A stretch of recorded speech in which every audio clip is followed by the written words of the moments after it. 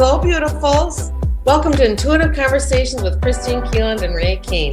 I'm Kristine. I'm Renee. As best friends and intuitives, we have fantastic conversations in all things spiritual. We have been inspired to share these conversations with you. Hello, Kristine. Hi, Renee. I'm excited for another fun conversation today. The energies are just flying around right now. I feel like it's And today was so interesting, wasn't it? Yes. As we sat down to talk, we both, we have our subject matter, which is going to be talking about empaths and empathy and how that affects us as an individual, how it affects the collective. But both of us almost simultaneously said we need to take a pause because we got dizzy. We got like a full head. We both got kind of like belchy. We got belchy. It was just like what? Yeah. So a big influx of information coming in. Huge information, and I can still see it. I can still see what's coming in for both of us. It's not a portal. It's actually an influx of information, is what I'm being told. It's how to proceed with different language, perhaps that we. Yes, it's language. It's still going to be in English. Yeah. We're still going to converse in English, but it is a different vibration frequency actually that we're projecting out. Yes. You and I can now hold multiple frequencies that we weren't aligned with even last week. Absolutely. Yeah. And that's what we were feeling. Fuller. It's a fuller, more complete. Yeah. We can feel that frequency on a fuller level is all I can say. And what it looks like to me, and I do like to eat, and I do have an Italian background, but it looks like to me is perhaps, last year or whenever we held a frequency, a bandwidth that was maybe the size of a spaghetti noodle. Mm-hmm. Now it's like lasagna noodle. Lasagna, yeah. I was going to say lasagna, and I don't eat that stuff. So that's what I got. So it's always increasing the bandwidth of what your physical body can hold. Mm-hmm. And this is not only true of Renee and I, but it's true of every listener, it's true of every person on the planet. And the really joyful, delightful thing that we always like to talk about is everybody, no matter who you are, has a broader, bigger bandwidth. Absolutely. And you may think, well, what the heck? I'm awoke or I'm aware, and the rest of the world seems like, what the heck? Nobody. When are people going to catch up? Everybody catches up in their own way. It's not even catching up. It's not even the right word, but we each have our own story. We each have our own page in our history book. We each have in our records and our soul's desire. So you and I may be reading different chapters, different pages. Mm-hmm. We may even have different books of what our soul wants to experience, but we're all doing it. So everybody has the same. We're all increasing our bandwidth. Everybody. And it's through our experiences. Yeah. And embodying those experiences that we increase our bandwidth. Absolutely. Being empathic. Which we all are. We may choose to shut that off at different times in our life, but we all have that ability to be empathic, and we're really going to explore what that looks like. Absolutely. Today. And if you look at the energy bodies around a being, like if you learn any energy techniques, they talk about the 7 energy bodies around us: the mental body, the physical body, the emotional body, their etheric body. We all are born with an emotional body, an emotional energetic field.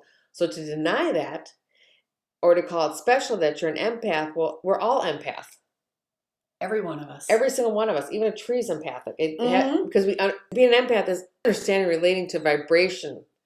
What's vibration I'm feeling? We call it emotions. I remember, you might have had the same experience, Renee, but I remember being told, well, you're too empathic. Yeah. You're an uber empath. You have to quit feeling things. And I would think, boy, I'm doing this wrong. I got to get better boundaries. I have to really pull in my energy. All those things are true, but it's really understanding the field that I'm involved in, perhaps, or and I think it's that same thing of like, I've been made to feel like being empathic is less than, and I understand that I've made myself feel that way. Yeah. But it's that whole thing of like, I understand now. Empathy and being an empath, as we all are, is wonderful. Yeah. It's a great experience. It's not a less than experience. It's how we use it. It's what we do with our empathy.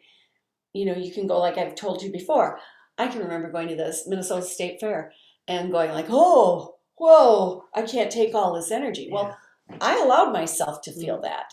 Mm-hmm. Yeah. It was growing and learning to understand my boundaries. When I go to someplace where there's a great big group of people, I can choose to feel all of that frequency, all of that energy. I can choose to do that. Or I can choose to be in my own little bubble and experience my part of that experience instead of experiencing other people's part. Doesn't mean one is right, doesn't mean one is wrong. It's the understanding of how I can be. I think that's the big part too. Like I was always told, like it's too much. You're feeling too much, or you're too much, and it really is being more skilled. Perfect word. Being more learning the skill and becoming more practiced at what I'm allowing myself to understand. And like for me, being in a big crowd like that, sometimes it'd be really hard. Or I would tell people, if you're the kid sitting in school and all of a sudden you have a tummy ache because the kid next to you didn't eat breakfast, and you came to school and you were fine. Yes, that's being an empath, but it's also like I can understand that information, and I don't have to feel it. Like when I used to do energy, I still do energy work, but I used to be in the very beginning. For my learning process, I would feel the physical pain in someone's body, or the emotional pain. Now I just understand. That's what they're experiencing it. But it does not have to be a deficit to me. And by deficit, I mean I don't have to feel it to a point of, where my leg feels like it's broken, or I'm sick, or I'm emotionally distraught. I can just understand, have great empathy, which is compassion and love in my definition book. But yeah. And I think that's what we have heard or read or learned that you don't want to feel. Oh, don't feel. Be the stoic person, and and if you're going to go buy a house, as you gave an example at one point, buy a house and you don't want to let them know how excited you are about getting that house. Feelings, all of that. It's so often we're told to close them off. Even like in dating or meeting people, right? Like you need to be a little coy, right? So see how much you like them. Like play hard to get is what I'm trying to get to say. And then you look at children come together, and if they like each other, man, they just go run in each other's arms, or they tackle each other, whatever they do when they're really exuberant. And so we've learned to not it's really hiding a part of yourself. Exactly. Yeah. And that spirit that's within us is to be shared. Yeah. It's to be embraced. And part of that is recognizing something in someone else. Part of that is that empathetic feeling that you have for someone who's, let's just say their parent has passed away. And you may know or may not know that experience. And if you've lost a parent, you're going to understand that experience better than if you haven't. Because that's part of what being empathetic is understanding, looking at what another person's experience is through your lens and saying, oh, I see something new in this one. What's it reflecting back to me? Where does this fit in my life? How does this, okay. And when we shut ourselves off from our empathy side, we just kind of block out all of that opportunity to see what can help us better serve each other. And reflection of yourself too. And as you're saying that, I'm looking at one possibility why a soul may choose to come in as a very an uber empath. Sure. Perhaps they've been very aloof in another life experience. Sure. So I want to feel at all, because I have not paid attention to what it felt like to lose a parent, or to lose a job, or to be disappointed, or to have a illness in my body. I've been so turned off, not for all empaths, but perhaps for some really people that are very empathic. I'm going to feel it all because I need to now discern it. I need a better understanding. And some others, maybe I already have a good understanding, so I don't need to be to that extent. And then others are still not like it's a bad thing, but I'm really shutting myself off from emotions. Yeah. From feeling it. And then you also go into what's the collective feeling too. So I think it is really a skill to process. It is. And it's, I'm going to say, it's one of those first things for me as I moved into this experience of spirituality and collective groupings. All of this it was looking at that empathetic side of me really showed me how to move forward with who I am and how to look at a situation and understand that I do have control over how I feel about this, or it's not how I feel about this. I'm going to take that back. Mm-hmm. It's how I process this, how I come to understand this. What is it for me in this moment that is speaking loud and clear through someone else's experience? Exactly. We are here to help each other. We are here to be the way shower for how we move through this life experience. Yeah. So to completely deny or shut that empathetic side off of us, you can. You have every right. You get to choose how you want to look at it. And I did shut it off for a while, but now I embrace it again with boundaries. With boundaries, with understanding. It's I wrote down a little bit ago something about our empathetic abilities bring us wisdom and strength for what is to come, for the shared experience for all, as we are all in the one collective. And I just channeled in. So it's about that experience. Mm-hmm. And I think that's what it's what I've been observing. Yes. Is more and more people are feeling. Mm-hmm. They may be feeling righteousness. They may be feeling joy. They may be feeling everything in between that. They may be feeling more of discomfort in their physical body, their emotional body.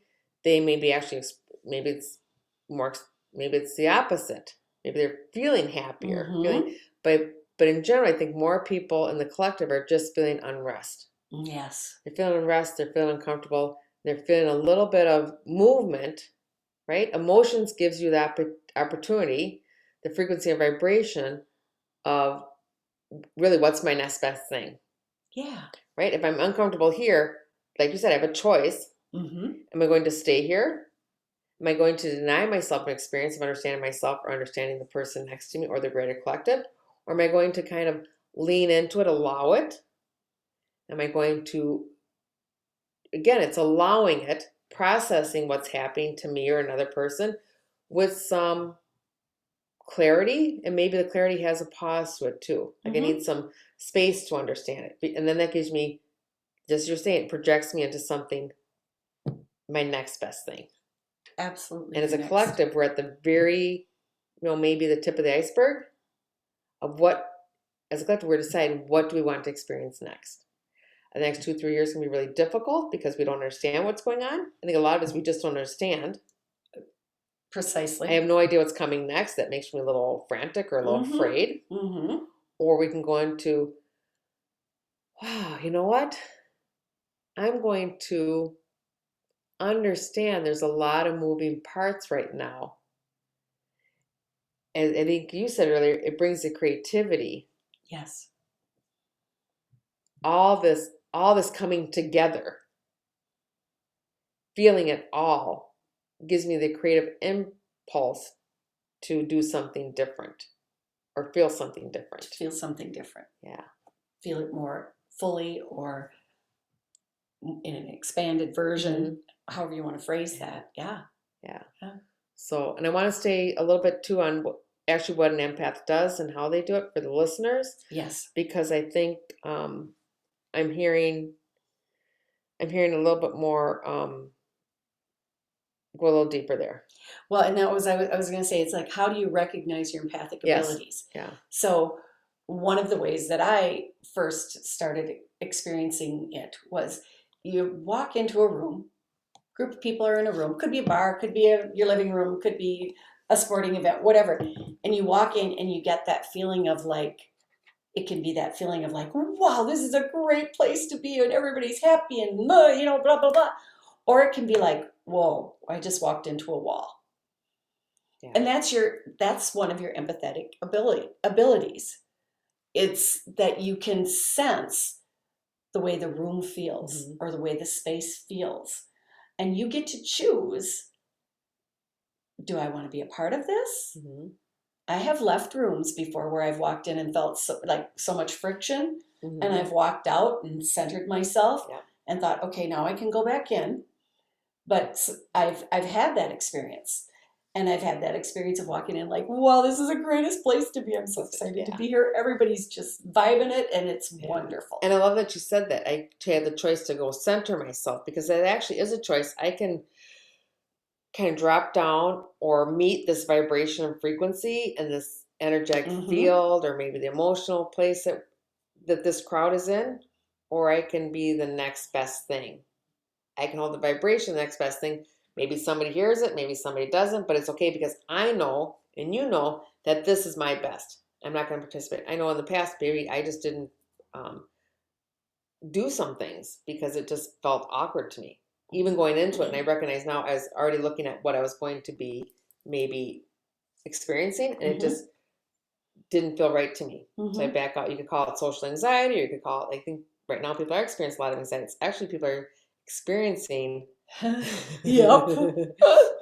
what it is to have a better understanding of the vibration and frequency, the consciousness that you are playing in, and perhaps the greater world is playing in. And now what do you do with that? And for a while, you don't know what to do with it. You don't. And the really great part about it is, once you give yourself permission to choose how you want to participate, it just gets it's better and better every time, because you start to acknowledge it, instantly. And it can be walking into a store and be like, yeah, I'll come back in a half hour. Because right now there's something processing in here that I'm not aligned with it. So I'm going to remove myself from this space, and I'll just walk back in a half hour and check it out. And I may be aligned at that point in time. And I use the term give myself permission. And I will use that on and off throughout things. We tend to need to give ourselves permission, to allow ourselves to be who we are. It is really what we're doing. It's allowing me to be me, and allowing you to be you. I'm not trying to get you to shift out of the sorrow that you're in, if it is sorrow, because that is an experience you are going through. But if you, like you said earlier, if I can step out and come in at a different vibration that might help elevate you to see what that's all about.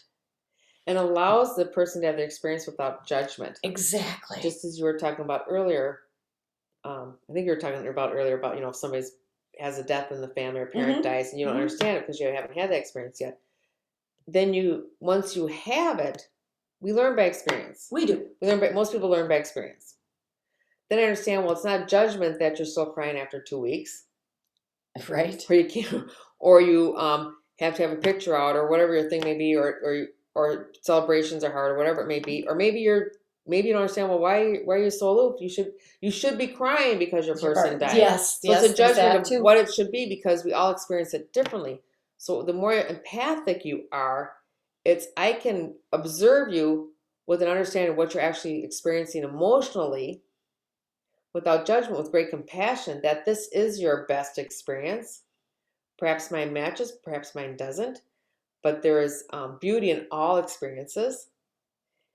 And the more skilled you get at understand your empathic nature, it does not bring you down, is probably the best way to say it. Because sometimes being an empath, empaths will say, I feel too much. I've heard that, yes. You're feeling too much, right? And sometimes you get stuck in the emotion. You can. And part of it, again, it's like we're not separate. So an empath may be feeling for their family, where somebody else can't feel it. So then maybe it's a decision of soulmate. I'll just feel for everybody. That's part of sacrifice. Yes. That may not be the best. I tend to think sacrifice is not the best for people. I agree with you. Or maybe you're feeling it for the collective until the collective can reach a point where they can start feeling more. And I think that's where at the point now. Mm-hmm. The last 30, 40 years, and being an empath has kind of been a buzzword. It has, yes. But I also think there's been more souls physically that have taken on the job. Maybe I'm going to feel really deeply until others can feel their own emotions. We've been in the habit of backpacking things, right? That's you right. and I talk to a lot of Yeah, people. yeah. We're starting to see that. Mm-hmm.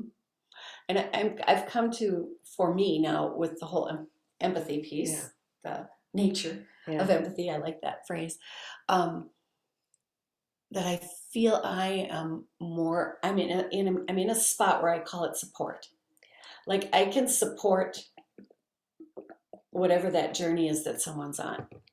And before I had to try to fix it, or I had to try to steer them, or I was trying to control the situation, maneuver it a little bit, right? Yeah, just kind of. Where now in the growth of this whole experience, it's more about I can stand back, I can support you, I can love you, I can honor your experience without judgment.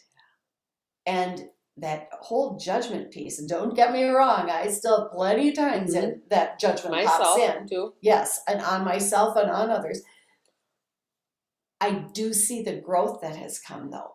There is a huge, huge growth in understanding my role as support through the collective, to support whoever, whatever the experience might be. And I love it. I feel things still, but it doesn't take me, I'm going to just use down because I don't have another term coming in. It doesn't bring me down anymore. It used to bring me down. Now it's almost an elevation in my energy field. The more I can hold space or support, however it might be for someone, it actually elevates me as well. And that's exactly what we were doing before we started the podcast today. Yes. We're bringing in a bigger field that we can hold for others to now join that field if they choose to. And feeling emotions can be very difficult. Oh, yeah. Right? It can be the most joyful thing, but also can be very difficult. And you and I process things differently, as does every person on the planet. Even if we have similarities to process things, I think I'm now coming to a place where I can accept how I process things, because I do process through emotions.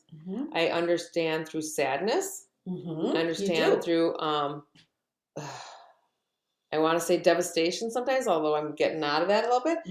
And I used to really judge myself as recently as a few days ago that was a bad thing to do. I need to know what's wrong with me. Now I just understand that I am tuning into. It's like I can actually see like my little antenna going. I'm understanding a frequency that is being either brought into the collective or eliminated. It's when I go into that really sad place, which some term, and have my hand in quotation marks, of empaths, right? It is an understanding that there's a shift in the collective. There's a shift in the collective. We're going to go a little bit deeper in what it is to be human, and to have some compassion for those who have different experiences than us. And when you were talking, Renee, about supporting others, you and I talked to a lot of people, and sometimes they say, I don't want anybody I love to be in pain. Yes. Oh, I don't want us to be in pain. I want them to make sure my kids are happy, or my husband or my spouse is happy. Yes, that's a nice ideal. But what it's also telling me when I hear someone say this, that they don't know how to process their own pain. They don't know how to, they haven't moved through their own pain. And by moving through, it's like coming to a different place where it becomes an experience, not something terrible that happened to me or something that devastates me. So that's where we're at now. Before it used to be, I'm talking maybe centuries or so ago, well, just put on your big pants and move forward. It does, don't even allow the pain to come in. True. And you didn't look at other people as, again, I'm looking at parents and children. I think I do that a lot with parents and children, because we're all children, even if we haven't been parents. Allow us to have a bigger human experience. And I think what's really cool about what you just shared with how you process your feelings different. And your empathy. And it's like, I know tears are part of your thing, but That's it's why I like, do it. I never look at that as a negative. I just look at that. That's how Kristine processes. Yeah. You know, some people might hit the wall, but you know, we all have our own method. We all have our own way. Part of what we're hoping you find from this conversation is a way to find your way. Absolutely. What's your way? How do you process? How do you choose to process? You can start to pay attention. Yeah. Journaling might help, and don't. You may be told the way you do it is wrong. I was always told as a kid, don't feel. You're too emotional. One parent said you're too emotional. One parent said be more emotional. It's like, it was just very. I didn't understand, and friends and probably spouses and family. Is how I process. But it's not better or worse. It's just my process. It's like this is my flavor. Renee has a very different flavor, and luckily we we do have different flavors. We do have ways of processing, because if we were both in tears or both really Renee goes into more delightful, joyful expansion. Sometimes, yeah. Because I can get there. I do it. I also do it too. I love it. I love the joy and stuff. But we just do it differently. But if we did it, none of us are going to do it exactly the same, because we're all individuals. We have similarities. As Renee said, honor the way you do it. Honor your empathy. And I'm going to use that term reflection again. Yeah. I love that we don't do things the same, because oftentimes something that you'll process or do or say reflects back to me, so I can go, oh. And vice versa. Oh, yes. I get it now.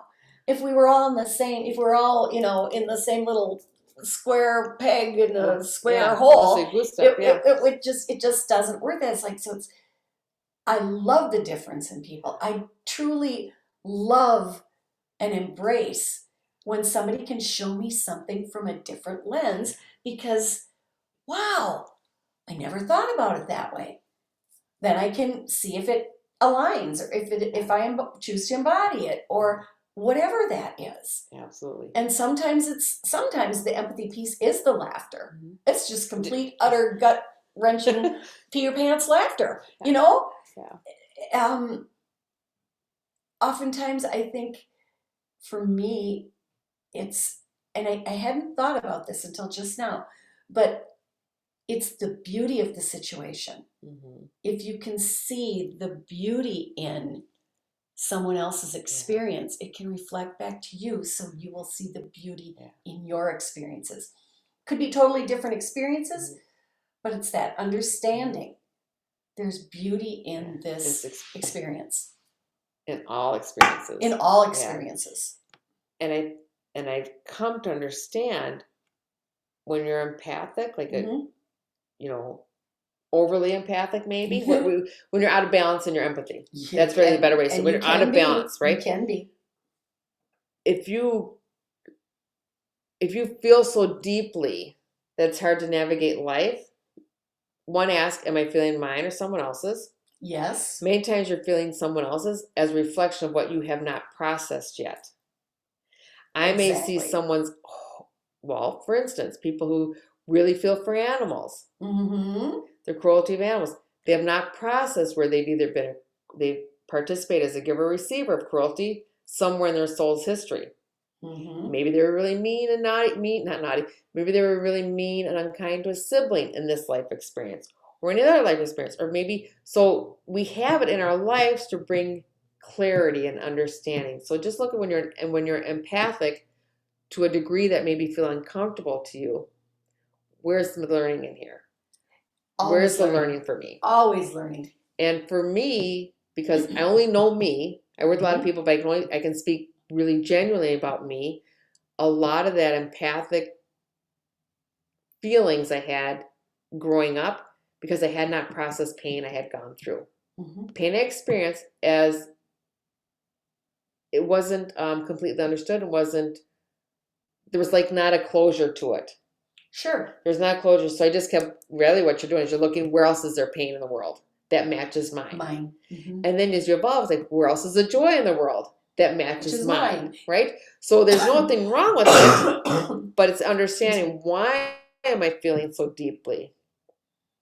And then you reach a point where, well, maybe I don't need to feel that type of emotion as much anymore because I understand it in myself. Maybe I don't need to hold it for others. And now I can go into something else. And maybe you don't go into something else. That's too. It's not like there's no, again, like Renee was saying, there's no right or way. One way or the other. Yeah. And that's kind of leads me to the next point. It's like, what do we do with our abilities? Yeah. How do we use them? And again, your choice. You can use them for your own growth in that reflection process.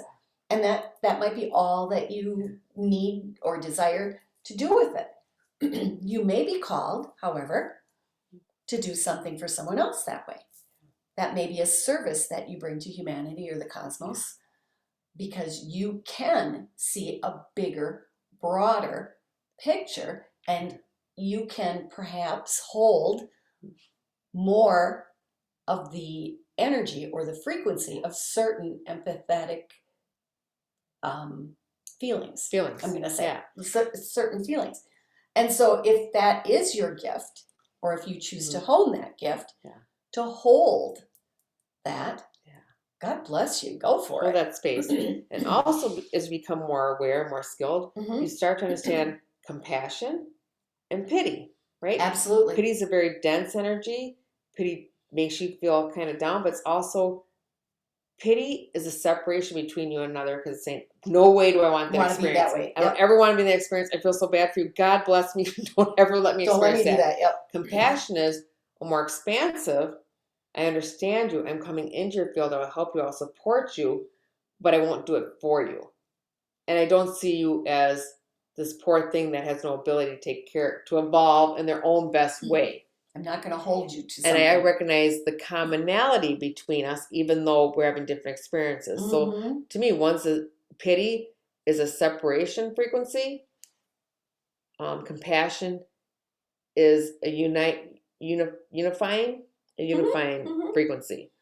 And when you were talking about compassion too, one of the things that I like about that word, because I have completely shifted my understanding of compassion over the years. So passion is in the word compassion. Ooh, that gives me chills. So it's like sharing your passion. It's I can be passionate about your experience. And I can lift you up to the best of my ability. I can be here for you to ask the questions. I can have the conversation with you.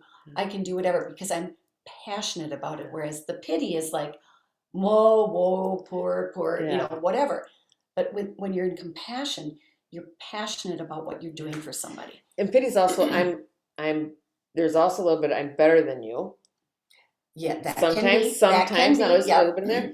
When you're talking about compassion, I love that I love that you brought in the word passion, right? But the commonality of it, and I can dance with you, I can rejoice with you, or I can hug you. You can cry with me, you can sing with me. Like, it's just, we can do this together. Together we can evolve and experience life. And the other one's more of a separation. You're on your own, and I will help you, but it's also a little bit of, please let me be there, and thank God I'm not there. So it has a whole different vibe. It's a whole different vibe. And the listeners can decide what their definition are, what works for you. What works for them. Yeah. Because we've all been in both places. Oh, more than once. We've all been in both places. So, yeah. So I think that's really cool. I was looking at, how does empathy enhance or serve humanity? And just as in all things, whatever it is we're talking about, whatever we're looking at, it can serve. It can serve humanity as a whole. It can serve the collective, or it can just serve you. Yes. One isn't right over the other.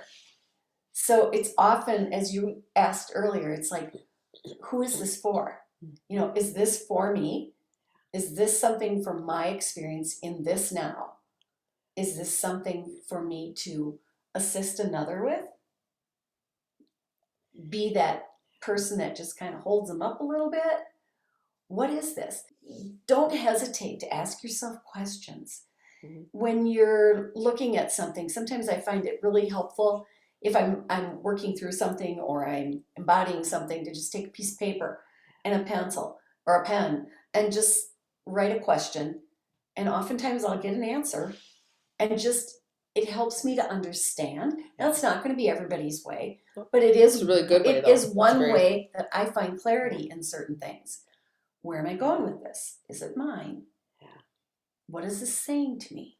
And I think you'll have multiple experiences where this is only about the individual me, Mm-hmm.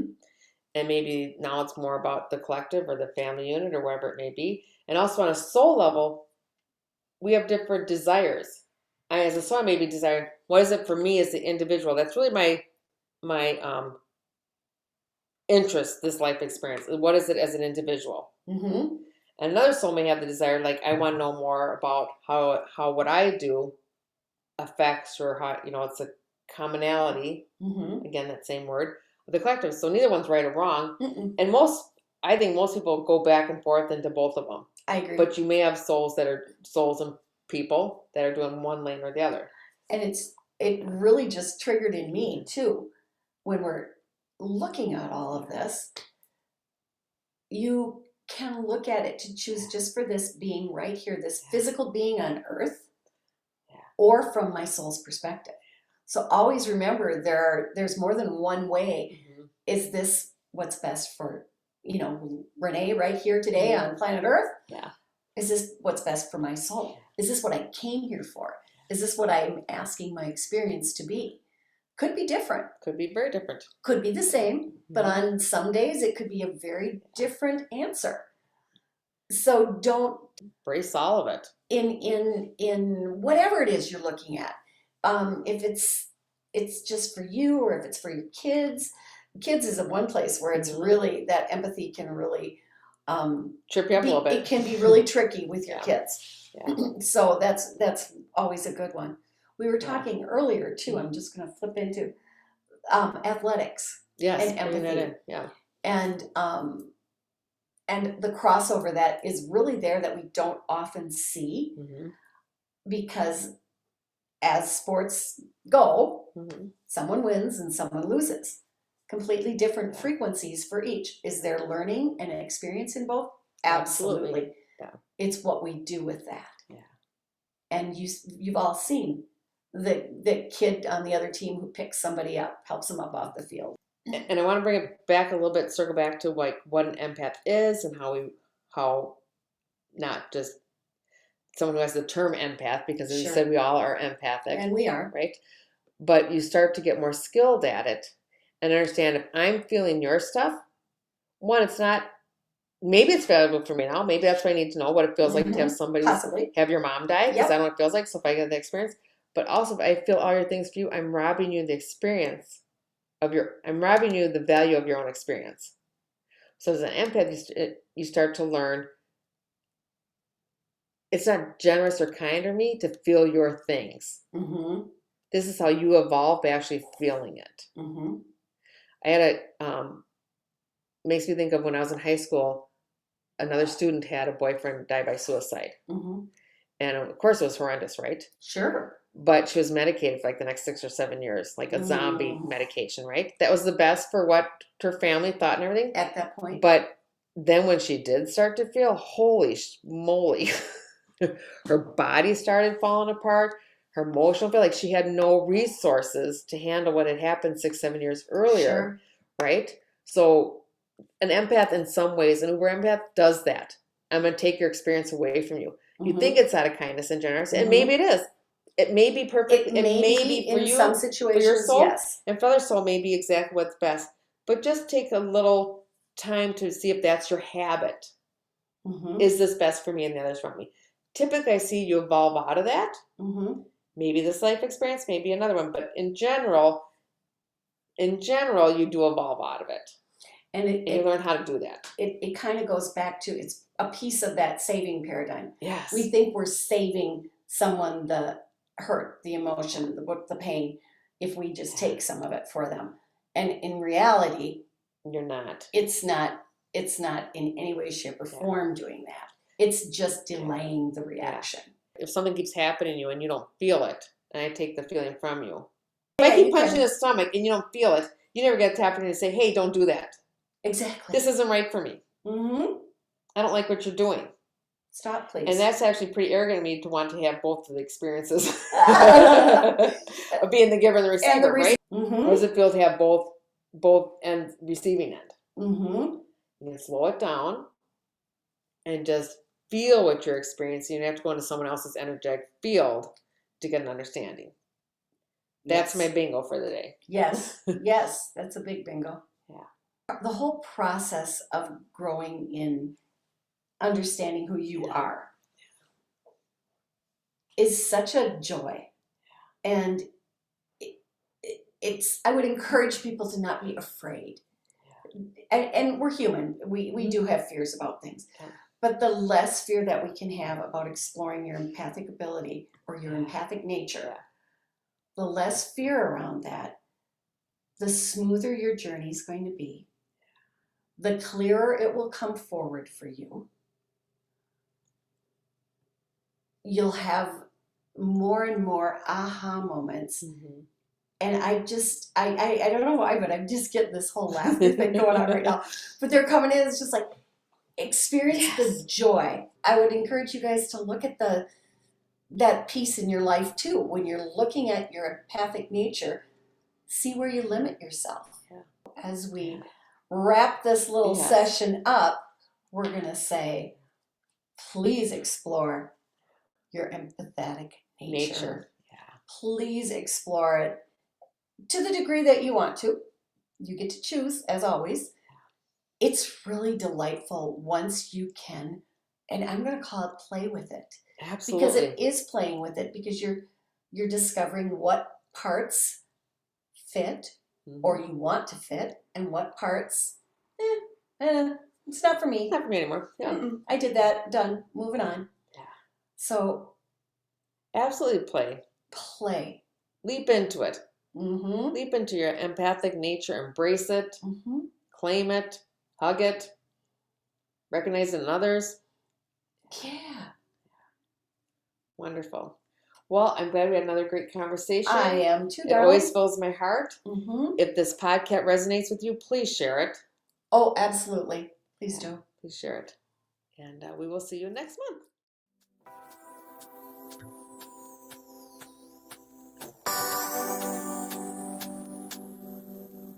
We are forever grateful to you, our listener. You inspire us to continue listening with our hearts, to share what we know, and to expand love, peace, and joy within ourselves and others. Until next time, this is Kristine Keeland and Renee Keene.